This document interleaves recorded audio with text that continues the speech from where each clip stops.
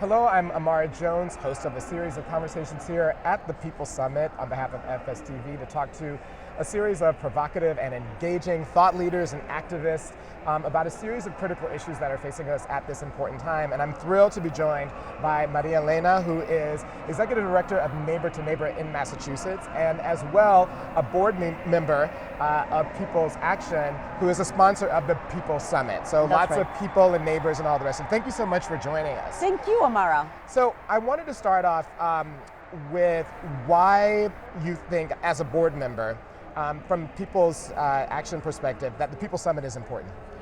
We are all about building movement. There is no way that we can get to the place that we want to get to on our own. And this particular space is special for People's Action because it brings together like-minded and like-hearted folks. Some of the unions, people that were excited about the Bernie campaign. We know that this is a space where we are sharing political values and an important space for us to co-sponsor. Now, People's Action is a coalition of, I think, hundreds of grassroots organizations, and is that right?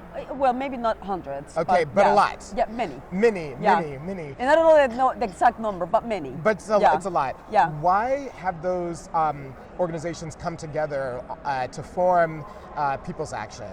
Right, so we're more of a network or maybe even deeper. I don't know, an alliance. I would call it an alliance, yes. Not quite a coalition, but an alliance. It's like NATO, but for here. Yeah, I mean, when we affiliate, in the case of my organization in Massachusetts, we affiliated 2 or 3 years ago.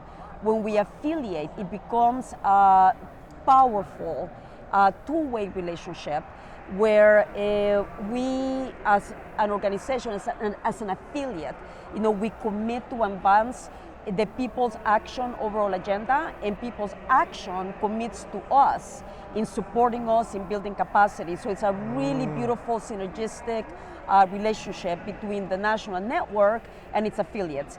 And I think that the last thing I would say about the relationship is that that's why I call it deeper, because we are People's Action. We are not just receiving something, but we are actively participating and in building. shaping. Right, in shaping its political strategy, in shaping its future, and then in building across the network to help each other advance our political goals. Mm-hmm. So you've just given us the national perspective, but you also are director of a state organization, a state That's grassroots right. organization. So can you talk a little bit about Neighbor to Neighbor Massachusetts and how, from the perspective of an organization, you would engage People's Action? That is to say, you gave us from the top down, so now bottom up maybe. Beautiful.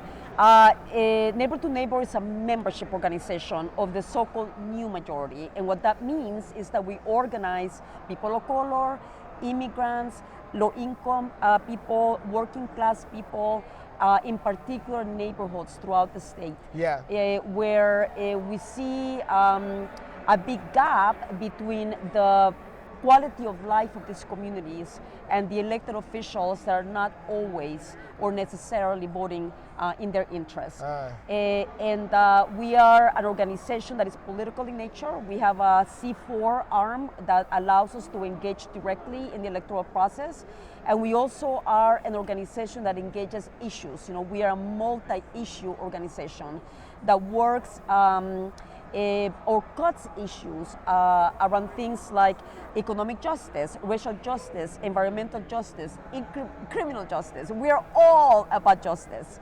Intersectional, it's all. Right, and I think that the big frame is that we are a people power organization. So in that sense, Neighbor to Neighbor echoes, the rest of the network. All the organizations that are affiliated with People's Action have that same kind of ethos, I can say. That we organize, that we are about the issue, that we build power, that we do the issue organizing, and that we do the electoral organizing. And I'll end by saying that when we affiliated with People's Action, the reason why we did it is because when you organize a people of color community, you know that it's been very tough for you for a long, long, long time. And the kind of like the hope and the vision for a real transformative change sometimes can be elusive. But then People's Action provided us an incredible visionary and hopeful vision and frame that we couldn't say no, to that relationship. And I would highlight a couple of things around that. One is that we are working on a long-term agenda. We know that really shifting the horrible conditions that we are facing right now, that's going to take time. It's not going to happen in a 2-year electoral cycle, that it will take time. So it's long term, but it's also a propositional platform. It is not a defensive platform. It is a propositional platform where we do want to gain governance from the power, from the bottom up, where we want to gain control, a people's control of the economy. Yeah. Where we want to see a system that quite literally places us as people and our planet before profits. Right. So for us, it was very inspirational and exciting, and it has been terrific ever since, being part of People's Action. Great. One question I wanted to ask you is, right before we sat down, I interviewed Naomi Klein. And one of the things that she mentioned is that the progressive movement needs to do a better job or a more effective job on engaging and including people of color in the movement. You just mentioned that you work and focus on progressive issues in communities of color. And I'm wondering what you think about that statement that she made, or that question. Right, that's a great question, and I agree. I agree with that statement. I work in what's considered a very progressive state, the state of Massachusetts, but it's also a very racist state. It's incredibly it's segregated. It is a state where your zip code will determine your future, where we have the worst crumbling schools in predominantly Black and Latino neighborhoods, where we do have a problem with mass incarceration, the school-to-prison pipeline. It is a state that has not been able to enact one single positive immigrant rights legislation, okay? Even Texas has in-state tuition for undocumented immigrants, and we don't. So that gives you an idea of the state of Massachusetts. And it is at the same time progressive. We have these islands. Right. We have these islands of progressivity: Cambridge, Brookline, Northampton, Amherst, and guess what? They're very white. Because of that incredible segregation. And I think that for me, since I've been in the work for many, many years,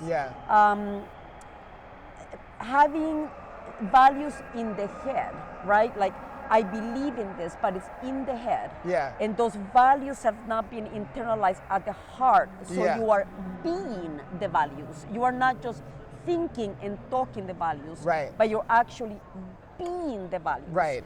I think that there's still a lot of work to do, because they are well-meaning, they say the right things, but then what does it mean to be in the space with somebody like me? Are you ready to follow my lead? Are you ready to really listen to me deeply? Or will you start getting very upset and uncomfortable when I mention race, right? Will you start defending yourself when I mention, racism? Will you start justifying it and get so nervous? So there's still a lot of work to do, indeed. Well, I think that what you just said is something that every person of color, or woman, or marginalized person has experienced. And it's a great way for us to end on, because you've spoken about the empowerment, but the changes that need to happen for for that to be fully realized. So thank you so much for taking the time. See, it wasn't so bad. No, thank you. And I really, really, really appreciate it. It's wonderful to meet you and to have the opportunity to sit down with you. Same here. Wonderful to meet you too. Thank you. Thank you so much.